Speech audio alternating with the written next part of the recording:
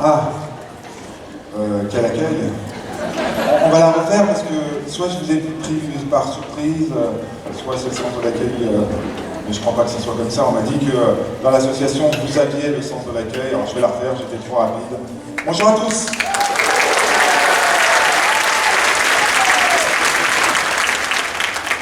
J'aime quand c'est très spontané. Bon, je suis ravi d'être avec vous, merci de m'accueillir dans cette très belle assemblée. Je m'appelle Régis Roussy et je suis illusionniste. Waouh! Alors là, vous êtes en train de nous dire, mais la direction a-t-elle perdu la tête? Convier un magicien à un événement aussi important que celui-ci, parce qu'effectivement, entre vous et moi, c'est un sacré grand écart qui nous oppose. Tout du moins en apparence. Eh bien cet écart, aujourd'hui, dans le temps qui m'est offert, je vais vous proposer de le diminuer. De le diminuer jusqu'à le faire disparaître. Et pour ça, je vais vous ouvrir les portes d'un monde que vous ne connaissez pas. Et il va se passer quelque chose. Entre vous et moi. En tout cas, je m'y engage. Mais pour vous préparer à ce voyage, je vais vous demander d'affûter vos sens, d'éveiller vos esprits, de rompre vos barrières psychologiques pour bien appréhender les expériences que nous allons vivre ensemble. Mais avant de commencer, puisque moi j'ai quand même besoin de mieux vous connaître, même si on a préparé cette séquence, vous vous doutez bien, je vais vous demander à toutes et tous de vous lever, s'il vous plaît, de vous dégourdir gentiment. Votre corps a pété ce que c'était jusqu'à présent. Chantez-lui. Et nous allons réaliser une expérience collective, une expérience au cours de laquelle je vais être votre guide. Vous allez répéter fidèlement les mêmes gestes que moi, faire à l'identique ce que je fais. Alors on se détend très tranquillement et on va tendre nos bras comme ceci, les mains l'une face à l'autre. Non, vous n'êtes pas obligé de taper, hein. Non, c'était juste pour l'exemple. Ok, merci beaucoup. Là, on va opposer les mains l'une à l'autre. Alors n'ayez pas peur, hein, ceci n'est pas une secte. Oh, allez, main droite. Allez, main droite sur main gauche. Vous attrapez les deux mains. Voilà, comme ceci. Génial. Super, monsieur. C'est main droite sous main gauche. C'est l'inverse. Hein, voilà. Il y en a toujours un qui fait l'erreur, n'ayez pas peur. Et regardez bien. À 3, nous faisons exactement la même chose. Vous êtes prêts? 1, 2, 3. Allez, pas d'accident de travail, je ne veux pas de soucis avec votre DRH. Vous pouvez vous asseoir, ça paraît impossible, merci beaucoup. N'insistez pas, vous allez vous faire mal. Ok. Qu'est-ce que cette expérience nous apprend? Elle nous montre que notre attention est limitée, que le diable se cache dans les détails. Vous n'êtes pas victime de ce qu'on appelle en illusionnisme la parenthèse d'oubli, une défaillance de la mémoire, un raccourci cognitif qui nous donne l'impression d'avoir accès à une réalité, alors qu'en définitive, vous n'en avez perçu qu'une partie. Vous l'avez compris, de manière collective, j'ai réussi à faire en sorte que toutes et tous, simultanément, au même moment, vous lâchiez votre attention. Moment au cours duquel, moi, j'ai réussi cette expérience. Et pour y parvenir, je me suis appuyé sur des grands principes psychologiques, des notions que vous utilisez tous les jours dans votre vie professionnelle et sur lesquelles nous allons revenir un petit peu plus tard. Notre cerveau nous joue des tours. Vous venez d'en avoir l'illustration précise. C'est lui qui guide notre attention, notre écoute, notre concentration lorsque quelqu'un nous parle. En revanche, ce sont nos yeux qui guident notre cerveau. Les neurosciences nous enseignent quelque chose de fondamental en termes d'attention. À l'heure où je vous parle, au XXIe siècle, vous et moi sommes capables de tenir extrêmement concentrés environ 45 secondes. C'est-à-dire qu'au moment même où je vous parle, je suis peut-être déjà en train d'en perdre. Et moi, mon métier, c'est de vous récupérer. J'éterre. Je voudrais à présent vous montrer une, celle de l'IB. J'attends. Ah, bravo! Il manque le I à Italie. Et à présent, vous n'allez voir plus que ça. Et dites-vous bien qu'à l'heure où je vous parle, je vous ai déjà conditionné. Sachez que dans tous les quotidiens nationaux que nous lisons chaque matin, 10 personnes toutes les nuits sont chargées de relire la une, uniquement la une, pour s'assurer qu'il n'y a aucune faute d'orthographe, de syntaxe ou grammaticale. Cette nuit-là, personne n'a vu le I manquant. L'attention, une notion fondamentale sur laquelle nous allons partager ensemble ce matin. Alors pour la petite histoire, vous allez le reconnaître, lui, il était président à l'époque, hein, vous reconnaissez les vieux. Eh bien vous voyez, sa montre, je ne la lui ai pas rendue. Et personne ne m'en a voulu. Ici, nous sommes victimes de ce qu'on appelle en sciences humaines la cécité attentionnelle, un principe extrêmement connu des illusionnistes et pourtant très souvent ignoré du grand public. Il s'agit de notre très grande difficulté à pouvoir nous concentrer sur plusieurs choses à la fois. En fait, on est certain d'y parvenir, mais c'est un leurre. On se ment à soi-même, tout simplement parce que notre cerveau, lui, il en est incapable. Les neurosciences sont très claires sur le sujet. 2 stades pour vous le prouver. Moins de 3% de la population seulement pourrait faire plusieurs choses en même temps sans subir une baisse de concentration. Et environ 97% d'entre nous seraient donc moins vigilants et perdraient de l'efficacité. Simon et Chabry, qui sont les pères fondateurs de ce concept de cécité attentionnelle, ce sont des professeurs à l'université d'Harvard et de l'Illinois, ont démontré dans les années 90 à travers une vidéo que vous connaissez peut-être, en tout cas vous, je sais que vous la connaissez, avec des basketteurs et un goy qui passe à travers. Voilà, sinon je vous renvoie YouTube. Ils ont démontré qu'à cette époque, une personne sur 2 est victime de cécité attentionnelle. Une personne sur 2. Mais ça concerne les années 90. Le taux a grimpé en flèche pour atteindre à l'heure où je vous parle 94%, soit la population quasi entière, comme on vient de le voir. Mais pourquoi ? Tout simplement parce que notre société s'est radicalement transformée ces 10 dernières années, et probablement même ces 27-28 derniers mois, notamment avec l'émergence des nouveaux moyens de communication et à l'omniprésence de la technologie dans notre quotidien. Quel que soit notre milieu, professionnel ou privé, quel que soit notre interlocuteur, notre enfant, notre conjoint, nos équipes, notre hiérarchie, les gens attendent de nous que nous soyons perpétuellement joignables, connectés. Résultat, on passe le plus clair de son temps, et j'espère pas trop ce matin, à vérifier sur son smartphone si on a reçu un SMS, un email, un appel, pour la plus jeune génération, une notification. Et de par ce phénomène, notre attention, elle ne cesse de jongler sur différents sujets. Alors si tous ou presque nous sommes victimes de cécité attentionnelle, cette faille, cette défaillance, elle passe le plus clair de son temps, inaperçue. Pourquoi ? Parce qu'exactement dans le même temps, nous avons pris l'habitude de ne plus prêter attention aux détails. Grave erreur, comme nous l'avons vu jusqu'à présent. Alors, quelles conséquences dans nos vies professionnelles ? Ce que je partage avec vous, que vous et moi compris, bien évidemment, tous les jours, sans le savoir, nous sommes victimes de cécité attentionnelle. Trop souvent, on va se focaliser sur une problématique et on va adopter un seul angle de vue au détriment de tous les autres. Alors, comment faire, me direz-vous, pour éviter de tomber dans ce piège ? Comment faire pour avoir sur soi, autant que faire se peut, cette caméra de recul ? Car vous l'avez vu dans le film, dès que vous et moi, nous parvenons à prendre de la hauteur, alors le monde qui est le nôtre n'est plus tout à fait le même. Un autre signe manifeste d'intérêt, tout aussi important que le regard, mais alors bien plus sous-estimé. Vous écoutez ? Oui, je l'ai entendu, elle est venue du fond du cœur, bravo, le sourire. À la question de lequel de ces personnages vous pouvez être le plus sympathique, la majorité des personnes interrogées répond celui du milieu. Bon, ça c'est pour la boutade. Il est évident qu'on obtiendra beaucoup plus de choses en souriant qu'en faisant l'amour. Le sourire crée une perception positive de l'interlocuteur envers celui qui l'aborde. Il peut modifier radicalement l'état d'esprit d'une personne. Il crée un sentiment positif de par la réciprocité qui l'induit. Et plus notre sourire est franc, plus cette règle se vérifie. Dans cette salle, franchement, et j'essaie de tous vous observer, vous êtes 400, donc c'est pas évident, mais j'ai déjà ma petite idée, et je me trompe rarement, donc soyez très honnêtes. Qui pense dans cette salle sourire au moins 20 fois par jour? Waouh! Alors là, je suis choqué. Il va falloir que je m'assoie. J'ai jamais vu autant de mains se lever à une question de ce type. Alors attendez, il faut que vous m'expliquiez là. Plusieurs hypothèses. Alors, la première, j'ai la chance ce matin d'avoir un public extraordinaire.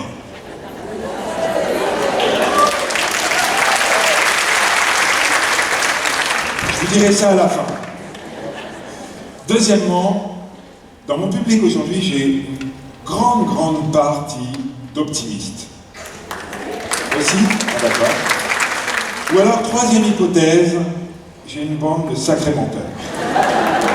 Voilà, on me fait oui. Ou un peu des trois à la fois. Pourquoi est-ce que je dis ça? Pas pour vous embêter, parce qu'en réalité en France, et le chiffre que je vais vous donner date d'avant le Covid. Donc il n'y a pas besoin d'être mentaliste pour imaginer que depuis, le taux a chuté. L'étude n'a pas été renouvelée, on attendait la fin de la pandémie, on va même devoir attendre la fin de la guerre pour la mener dans des conditions un peu similaires. En France, avant l'arrivée de la Covid-19, nous étions à peine un tiers à sourire plus de 20 fois par jour. Un cinquième d'entre nous, et je suis très sérieux, j'espère n'en avoir aucun dans cette salle, sinon il viendra me voir discrètement pendant la pause et je lui offrirai un coaching individualisé, sourit moins de 5 fois par jour et met sa santé en danger. Et généralement, plus on monte dans la hiérarchie, moins on sourit. Mais pourquoi être en présence de ces enfants qui sourient si fréquemment, mais vous fait sourire également? Une étude très récente à l'université d'Uppsala en Suède a démontré qu'il est physiologiquement très difficile, voire impossible, de froncer les sourcils face à une personne qui vous sourit franchement. Et vous savez pourquoi? Parce que le sourire, c'est contagieux. Je vais vous demander, s'il vous plaît, de m'envoyer votre plus sincère sourire. Ça y est, c'est parti. Hein, merci beaucoup. Ah oui, ok, c'est dur pour certains. Hein. Ok, merci beaucoup. Waouh, c'est quand même très agréable de vous voir sourire. Génial, merci. Non, il y en a, ils ne veulent pas sourire par contre. Hein. Mais je respecte le choix de chacun. Génial, merci beaucoup. Gardez-le ce sourire. Et vous allez l'offrir à votre partenaire de droite, de gauche, devant, derrière. Allez-y.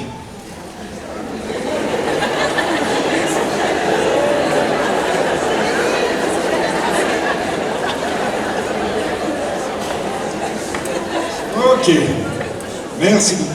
Bon, je vois qu'on est encore en temps de Covid.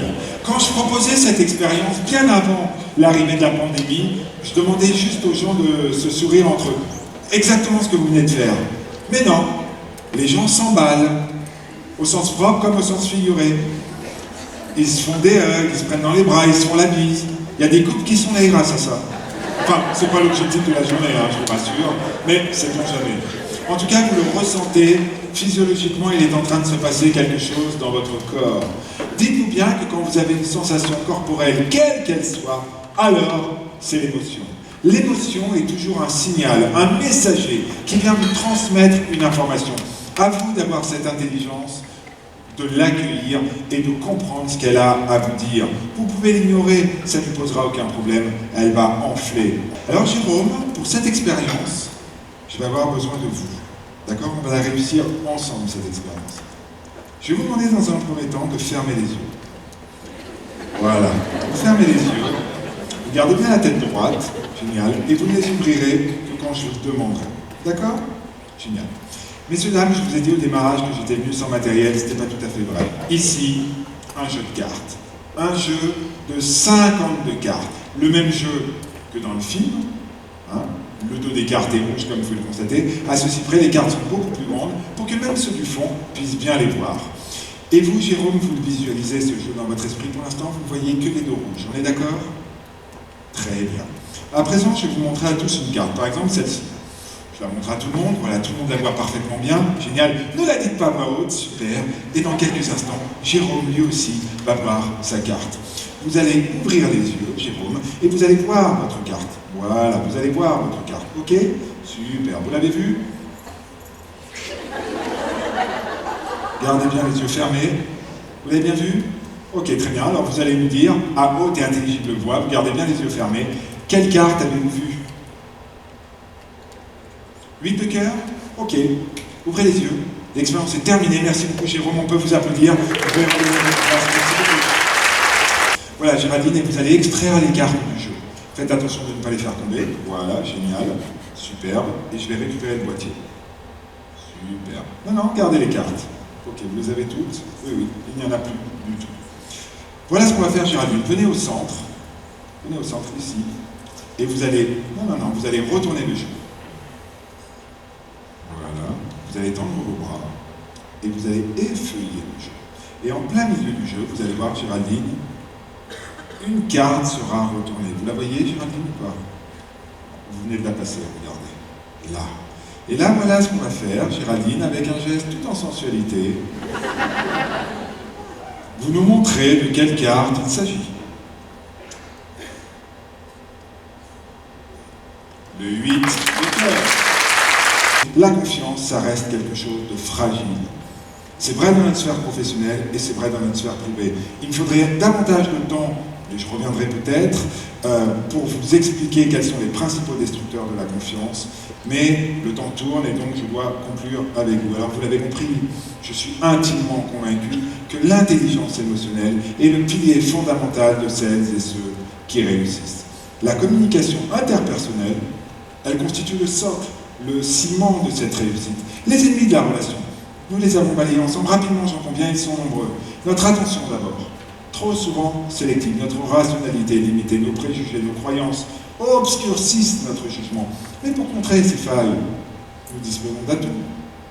La confiance en soi, la confiance en l'autre, l'écoute active, la bienveillance, l'empathie, le sourire, l'altruisme sont des forces qu'il faut savoir cultiver jour après jour. Le management, comme la négociation, comme la magie, se caractérise par la nécessité d'optimiser sa communication. Aussi aujourd'hui, je vous invite à prendre du recul sur vous-même, à lâcher prise, pour mieux vous engager dans les changements qui vous attendent. Et puisque vous et moi, on n'a quand même pas été épargnés ces 2 dernières années par ce mot, le changement, j'aimerais finir avec vous en vous montrant ceci. Qu'est-ce que vous lisez? Impossible. Il n'y a pas de piège, hein. Je vous ai entendu. En réalité, c'est de l'anglais. Impossible ou impossible. Impossible ou impossible, c'est un mot que très souvent j'entends dans vos organisations. Mais c'est impossible, Régis. Oh là là, vous ne connaissez pas mes équipes, ils n'accepteront jamais ce genre de défi. Mais c'est impossible, nous n'avons ni les moyens budgétaires ni humains pour mener à bien ce genre d'opération. Mais c'est impossible, le marché n'est pas mûr pour ce type d'innovation. Quoi, faire travailler ces deux-là ensemble? No way. C'est impossible ci, c'est impossible ça. Vous voyez de quoi je parle? Et à force d'utiliser ce genre de vocable, sans le savoir, on crée du stress, de l'anxiété, et même nous, ça nous pousse à une certaine forme d'immobilisme. Alors avant de dire ce que je dis, parce que vous l'avez bien compris, si je suis avec vous aujourd'hui, c'est uniquement pour cette raison. Parce que je ne lis pas ceci, je ne lis plus ceci, et ça a radicalement changé ma vie. Je vais vous montrer une deuxième vidéo, une dernière, très différente de la première. Cette fois, c'est une histoire vraie. Nous sommes à Zurich, à quelques kilomètres d'ici, en Suisse donc, en plein championnat d'Europe d'athlétisme. Nous sommes en finale d'un 4x400 mètres féminin. La France fait partie des finalistes. Je ne vais pas vous montrer le 4x400 mètres, ce serait trop long. On va s'arrêter sur le dernier 400 mètres. Ce sont des images que vous avez peut-être déjà vues, et ça n'a aucune importance, car vous allez les découvrir ou redécouvrir comme vous ne les avez jamais vues auparavant. Pour une simple raison, ce matin, vous êtes en écoute active. On va se mettre en mode cinéma, on éteint tout, et on se retrouve juste après. On peut mettre un peu plus fort. C'est Zikova qui vient attaquer la Russe, là, ils ont fini fort, les Russes et les Ukrainiennes. La France est 4e, il y a du trafic, elle a perdu un peu de temps, Florian, ça va être dur. Ça va être très dur parce que le podium est dessiné là-bas. Eh ouais, c'est les 3 favoris, hein, dehors. Ouais, et il n'y aura pas de podium pour le 4x4 français parce que là on ne revient pas. Les Russes, l'Ukraine et la Grande-Bretagne. C'est vrai qu'il y a eu un problème dans le trafic et que Florian a perdu du temps. Et on va regarder la bagarre entre l'Ukraine et la Russie, avec toujours la possibilité pour Adéoyer, alors que Floria donne tout ce qu'elle a, mais malheureusement, ce sera pas suffisant. Ah, ça revient fort, ça revient fort. Ouais, la Britannique est en train de craquer. Allez, peut-être. La Britannique est en train de craquer. Je pense que ça va être juste, mais elle va tout donner quand même. La Britannique a temporisé. Elle revient, la Russie. Mais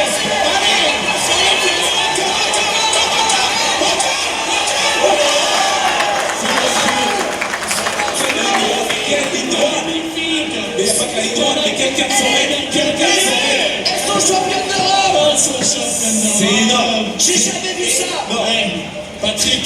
Je n'ai jamais vu ça. C'est extraordinaire. Mais extraordinaire. Mais c'est pas possible. Elles sont extra. Merci pour Muriel. Merci pour Muriel. Je vous ai dit qu'elles se battaient pour Muriel.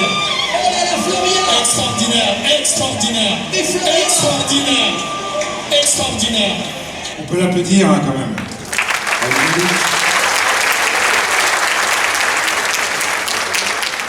Bien souvent, nous ne voyons que ce que nous connaissons déjà. J'ai une question très très sérieuse à vous poser.